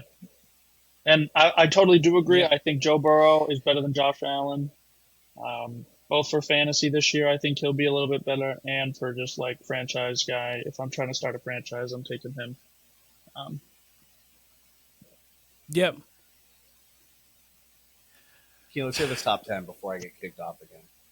Okay, I'll go back. Looks like everything's going smoothly now. I don't know what the fuck. Sorry for the technical difficulties, everybody, but it seems like we're back. Yes, so I'll go through the top 10. I went through the top 32 quarterbacks in the league. I have them tiered in 12 tiers, but I'll go through just the top 10 right now. Go through the top 32, actually. Let's go. Go through the top 32? Okay. So I'll quickly breeze through it. So I won't say the tier. I'll just go 32 to 1. 32 is Sam Howell. 31 is Desmond Ridder. 30 is Anthony Richardson. 29 is CJ Stroud. 28 Ryan Tannehill. 27 Baker Mayfield. 26 Jordan Love. 25 Mac Jones. 24 Kenny Pickett. 23 Bryce Young. 22 Jimmy G. 21 Derek Carr. 20 Justin Fields. 19 Brock Purdy.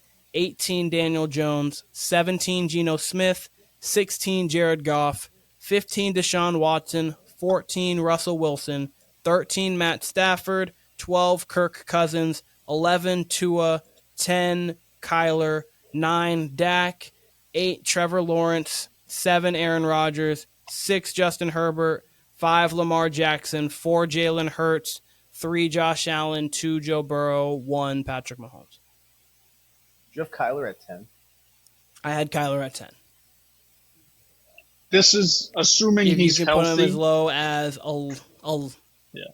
This is healthy Kyler Murray. Yeah. I don't know.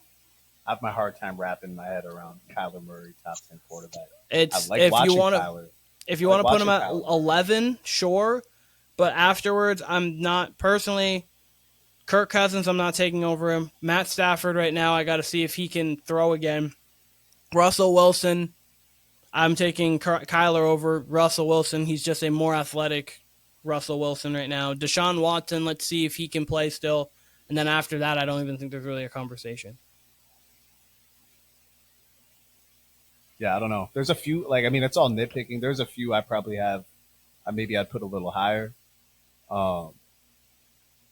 Like Deshaun at 15, that's a tough rating. It's very hard for me to evaluate him being 2 years out the game. He is the toughest one to evaluate. He looked like a bottom tier quarterback last year, but he's thrown into the fire. We'll really find out here within the first 8 weeks, really, what we got with Deshaun.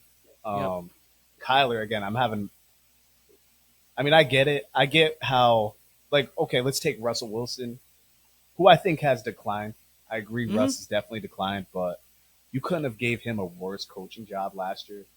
What he's going from last year to this year is pretty damn close to the Urban Meyer to Doug Peterson league, as far as quality, really. Nathaniel Hackett probably will never get another NFL job, and if he does, it'll be 8 to 10 years down the line, much like Josh McDaniels. And McDaniels didn't even do that bad of a job in his first stint compared to Nathaniel Hackett. Mm-hmm. So, all around, I mean, you could say that with the NFL in general. It's such a year-to-year sport in a way that other sports are not. Yep. So everything really is subjective. So, I mean, Kyler's got a tough rating. I'd even probably have Jimmy G and Derek Carr a little higher, even though they're also coming off some not the best seasons. I really don't know what to expect from Jimmy. I think he'll be a little better in that McDaniels offense, given the familiarity. I think Carr should be better, almost by default, with what that NFC South looks like. Yeah. The Saints should run away with that division. I don't like their coach, but I don't. That's the only one I really take major umbrage, though. I would say would be Kyler at 10. That just doesn't compute in my brain as Kyler a top 10 QB coming off pretty disastrous season last year. But that's given the coaching situation too. But obviously a ton of talent there with Kyler. I do love watching Kyler play, but not sure if I'd want him as a QB of my franchise. Doesn't sound like he does the most work as far as playbook, as far as film. That's why that clause was written into his contract. That doesn't really get written in unless you're not putting in the work off the field. So, that's where I stand with Kyler. And that's the thing is, after those top 8, which I think are, I don't think you really can argue the top 8 of who they are. I think you can more argue the positioning. Like, I think Mahomes, Burrow, Allen, Hurts, Lamar, Herbert, Rodgers, and Trevor Lawrence are your top 8. I just don't really think you argue you can argue the order, but I don't think you argue the tier about who they are pretty much. You said Rodgers was in there? Yeah. I don't see how. And we'll find out. We'll find out with him too. I mean, he didn't have the greatest year last year either. I still think I'd want Rodgers on my team. Yeah, and I wouldn't be he put up surprised Trevor if there's a Lawrence drop-off. numbers last year, just a little less efficient, essentially, was what his numbers were. So, I just, obviously top 5, I get why you wouldn't have him there, because I don't even have him there too. But, I just don't see how you would have him out of the top 8. He's more consistent than Dak. We just talked about Kyler. Tua can he stay healthy enough, or was last year just a product of how much talent he has, and he's not that. I mean, Kirk Cousins, Matt Stafford, Russell Wilson, we'll see with them. I would easily, if you gave me an option between Aaron Rodgers, or any of those guys, for me, without a question, I'm taking Aaron Rodgers. Yeah, without a doubt. And you know what?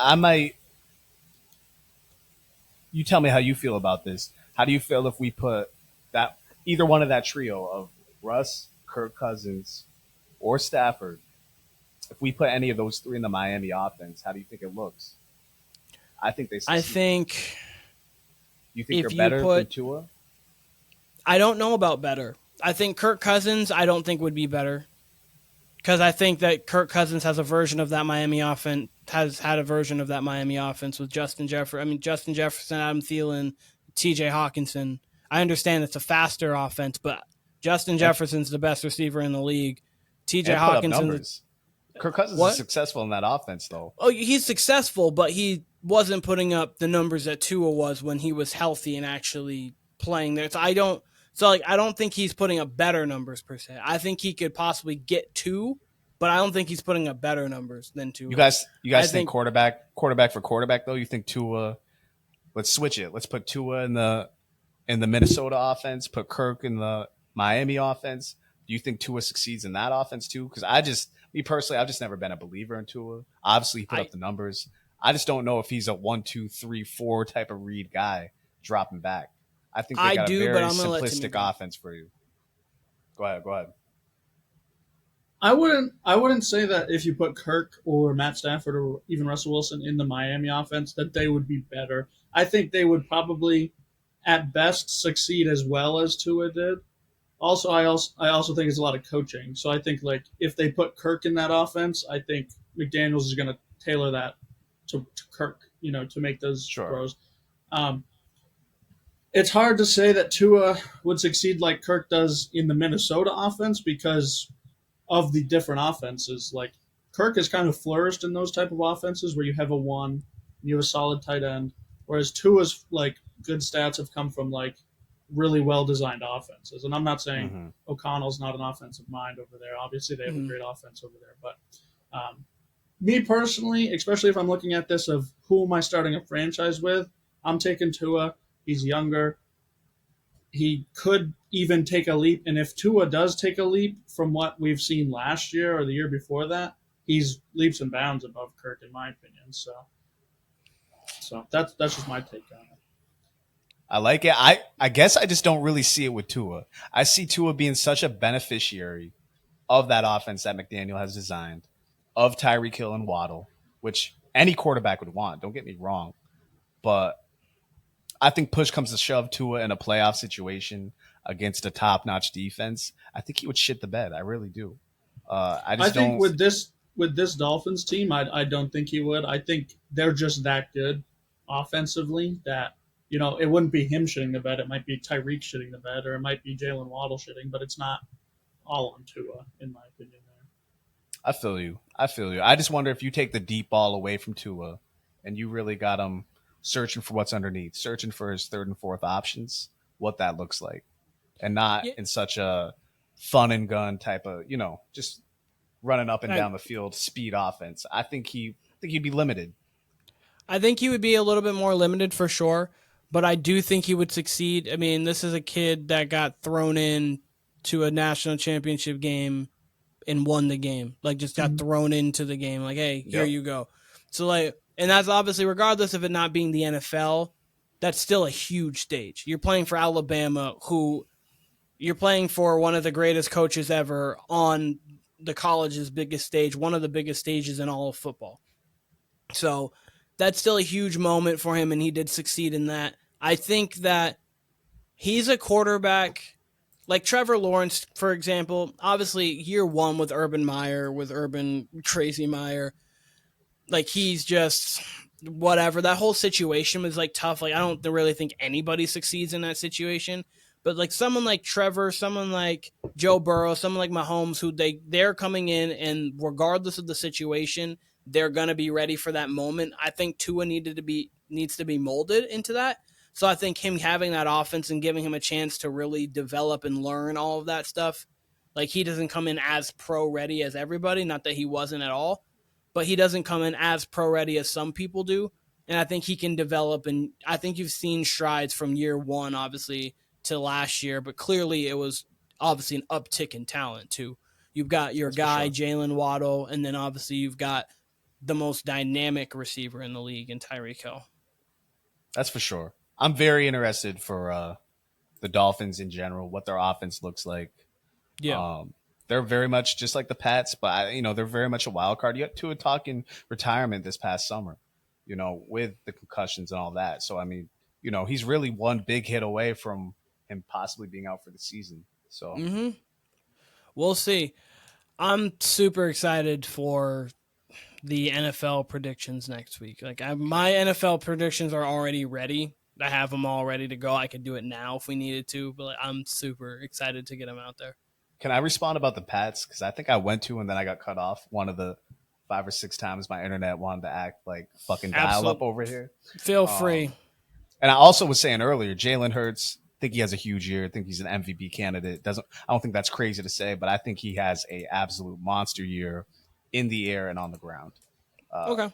I project him to be even better than Lamar.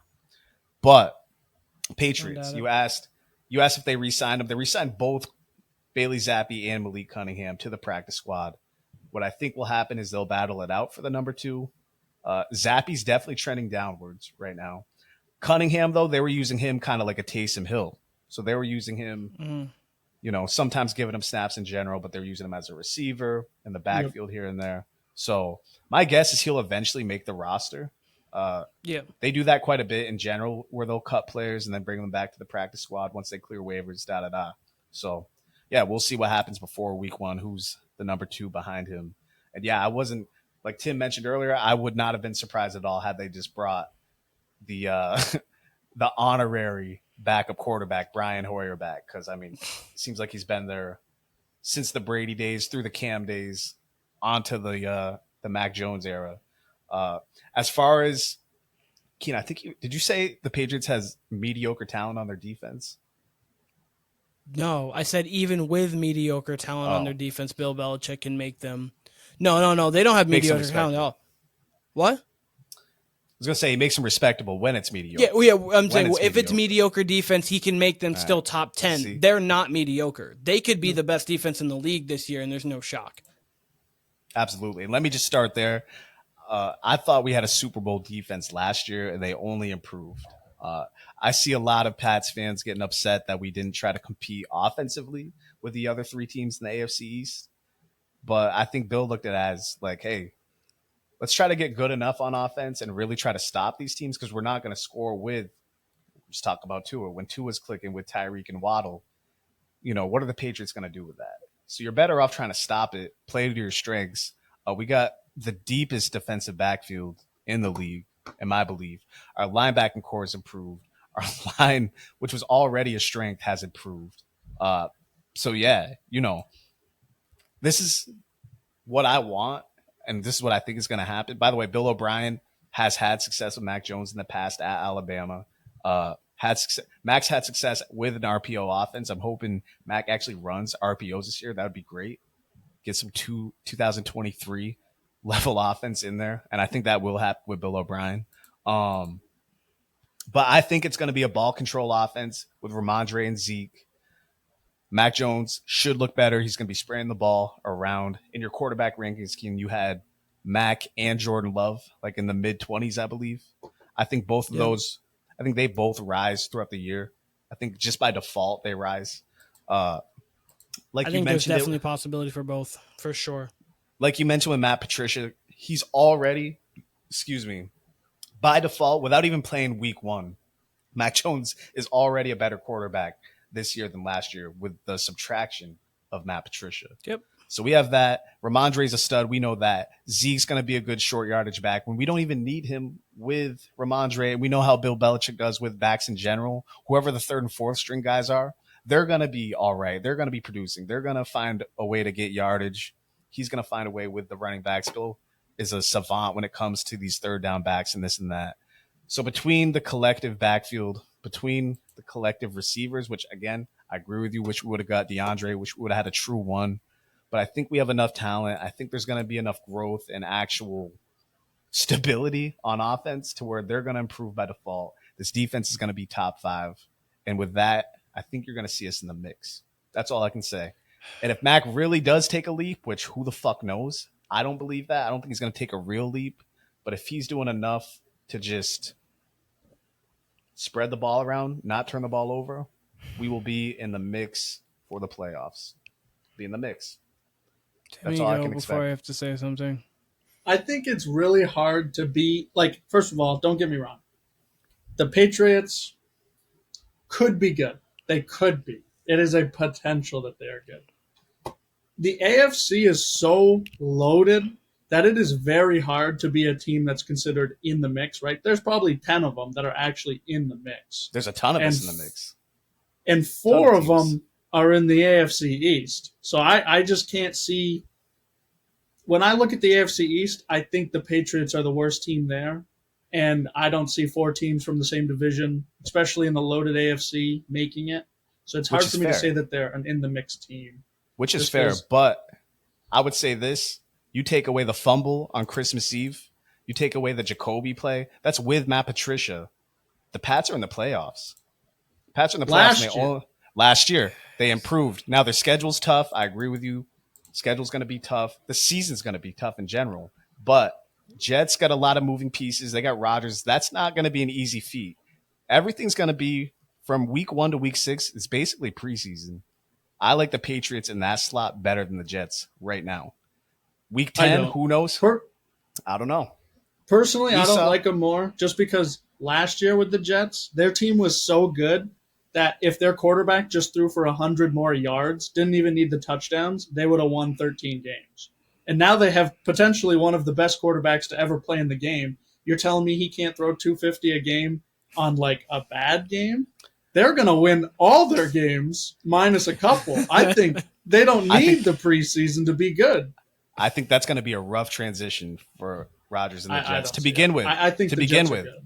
To begin with, I think mid-season they come along, but I think the first 6 weeks are going to be rough for the Jets. It's not going to click like that immediately. The thing about them is they have a really tough first 6 weeks of the season, but I actually think it's going to be one of the most seamless transitions that you could have. You have Nathaniel Hackett being the offensive coordinator there, which you already had in Green Bay. You have Breece Hall. MVPs. You have Breece Hall and Dalvin Cook, who are pretty much Aaron Jones. So you already have that. You have Garrett Wilson. Breece Hall's not going to be back till probably week 6 or 7, correct? Yeah, but he's already off the pup, so probably will be there, just not full. You have Dalvin Cook there too. What I'm saying, between Dalvin Cook and it, you have the same style of back as Aaron Jones that he's used to. What you don't have is the offensive line you had in Green Bay, though. You don't have as good of an offensive line, but you have a very good left tackle, which is so your blind side's protected. Obviously, he's not David Bakhtiari. I'm not trying to say that, but he is still a very good left tackle. Mm-hmm. You've got a Devontae Adams style guy in Garrett Wilson, a very great route runner. You've got Alan Lazard as your number 2, who you already feel comfortable with. They have Randall Cobb as well. I think the way they said it is pretty much bringing Green Bay to New York with a really good defense. So I think he's going to feel comfortable. It's just, again, if they're going to do well, because their first 6 games is against Buffalo, Dallas, New England, Kansas City, Denver, Philly. You couldn't start the season harder. No. That's a tough start. Me, on top of that, though, you're giving me, out of the 5 linemen, you're giving me 1 plus their left tackles. They're 1 plus on that offensive line. I'm not sure which guard, but one of their guards is good. I think it's their right guard. Not sure which guard, but one of them is good.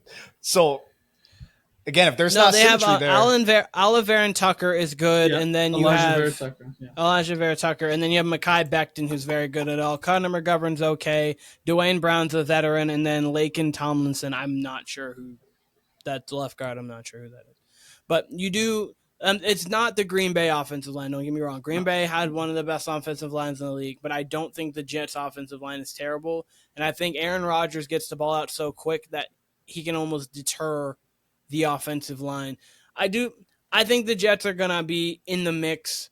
So not talking about the Patriots right now, between these 8 teams, which are the Jets, the Bills, the Dolphins, the Chiefs, the Chargers, the Ravens, the Bengals, and the Jags, one of them has to miss the playoffs and take the Jags out because they're going to win their division. And you can take the Chiefs out because they're going to win their division. So, in my opinion, and I would not be surprised. Those teams, and that's not kind. I would not be surprised to see the Chiefs take a slight step back.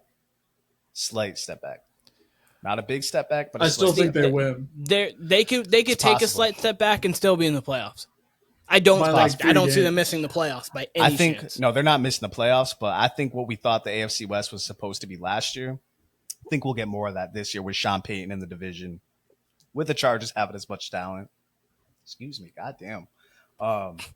Chargers having a ton of talent. They obviously still got their head coach, which I'm not in love with, but I don't like the Chiefs receiving core.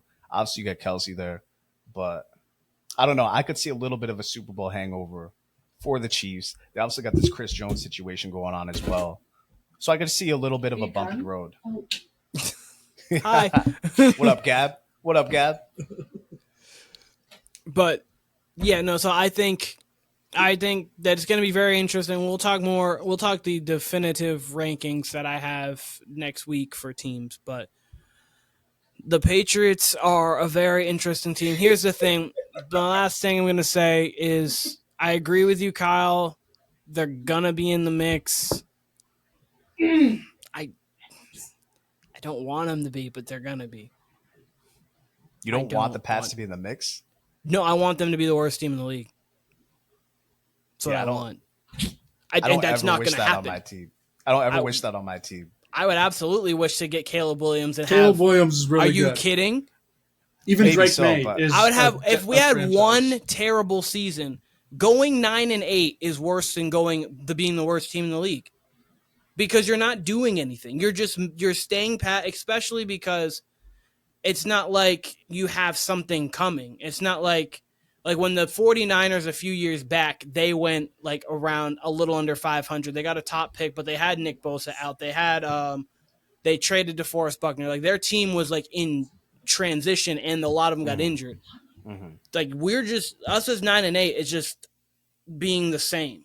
If we're obviously if there's a Super Bowl or being the worst team, I'd rather win the Super Bowl. Duh. Right. If you told me even the AFC Championship game or the worst team, duh. Because then you're getting the chance to go there, and what that means is that Mac Jones is good enough to get us there, which means fine. But if you're just saying fighting for the playoffs and we're like the first loser out of the playoffs, I would rather be the worst team. Nobody loves that. Nobody loves that. I completely see what you're saying. I would rather be the worst team and get Caleb Williams.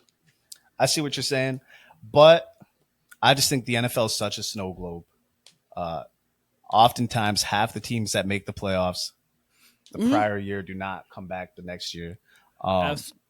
They were in the mix both Mac's rookie year and his sophomore year. His sophomore year, as we said, got a terrible setup on offense.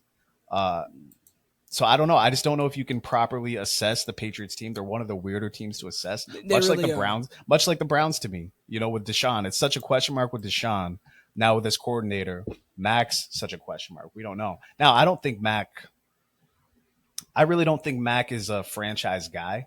I don't love Mac as our quarterback necessarily, but I can't even say that confidently because of what we saw last year and who his coordinator was and the whole Bailey Zappi situation.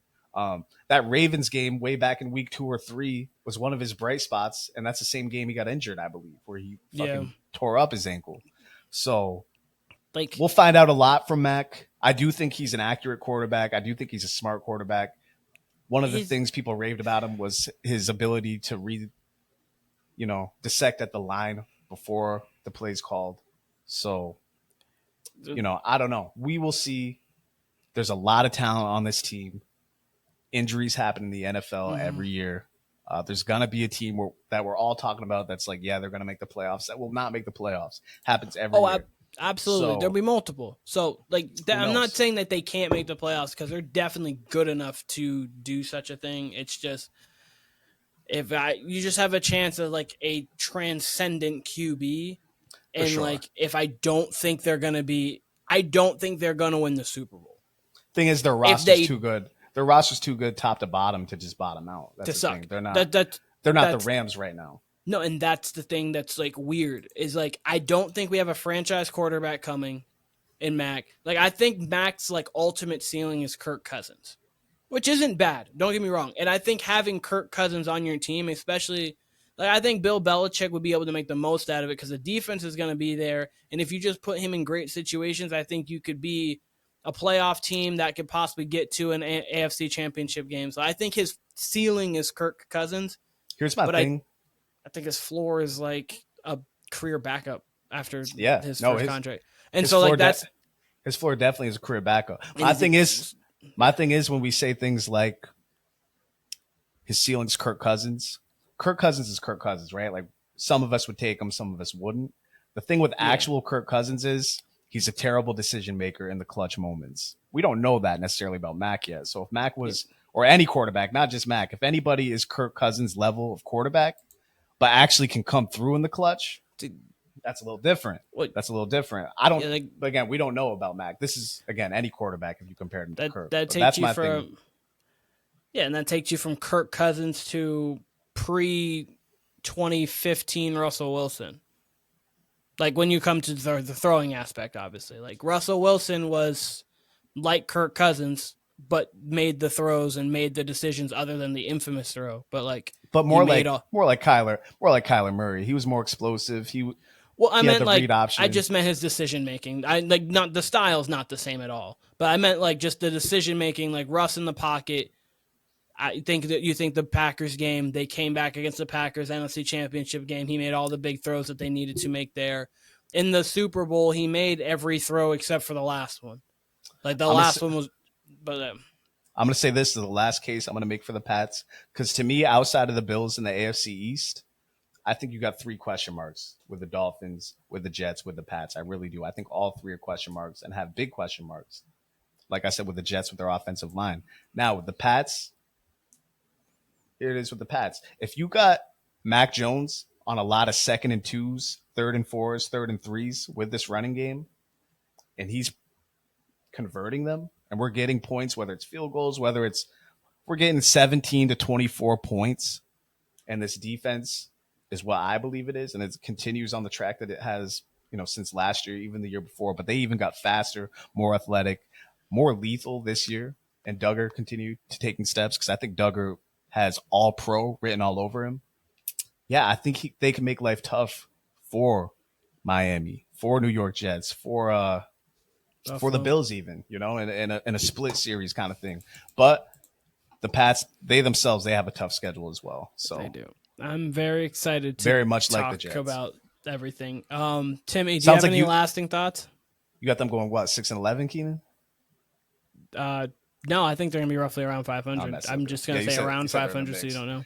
That's exactly where I'm at, though. That's exactly where I'm at. I just hope they suck. That sucks to say, but I hope they suck for just a year, because they get Caleb Williams, they get T. Higgins, and we run our dynasty back again. But Timmy, do you have anything left at all? If the Patriots suck, at least you have something to root for. Because if they're goodish, they're not winning a Super Bowl. But if they suck, they get Caleb Williams. So that's my hope. I hope they're if they're competing in they're 8-4 per se, those seasons, okay, let's get going, let's do some things. But if they're 5, they're 3-5 with tough games coming up, I'm just lose them.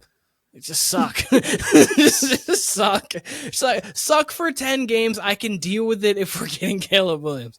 That's literally the only reason why. No other reason other than transcendent guy whose people are saying has Mahomes-esque kind of abilities. And it's if you're trying to tell me that's the guy, well, absolutely. But Timmy, did you have any lasting points before we head out of here? Not really, but one thing I was thinking about the Jets was Kyle brings up the offensive line just not being a big question mark. It was a bigger question mark last year when Mekhi Becton was out for the entire year. And, if anything, just getting him back will improve it a little bit. And they were close to playoffs last year. So you upgrade the offensive line by one player, and then you get a quarterback that's competent and can throw the football. I think they upgrade by a few wins, which is easily making playoffs. They should. In theory. So, Timmy, do you think you can have predictions by next week? I could make them by tomorrow. Okay. Kyle, you have obviously your predictions for next week. They'll be ready. I'll have it. I have personally, I go through every single game, and I think winner or loser, tally it up. So between that, Warner Brothas podcast next week, we're going to be talking NFL predictions. We're going to have MVP, offensive, defensive player of the year, rookies, all that stuff. We're going to be having our division winners. I'll have every record if need be. And then we'll have our playoffs and who we think is going to win the Super Bowl all next week. Obviously, you can find us at the Warner Brothas podcast. Right behind me is the logo. On Spotify, on Apple Podcasts, YouTube, Instagram, TikTok. Search the Warner Brothas podcast, all there. You'll see us. You'll find us. Absolutely. I know Kyle was in and out for that second part. It's good to have him back and see him. Next week, we'll make sure he's there a whole thing. Timmy, thank you for joining me, because then it would have just been me, myself, and I bantering for a bit. But absolutely, I want to thank both of you and thank everybody watching, listening.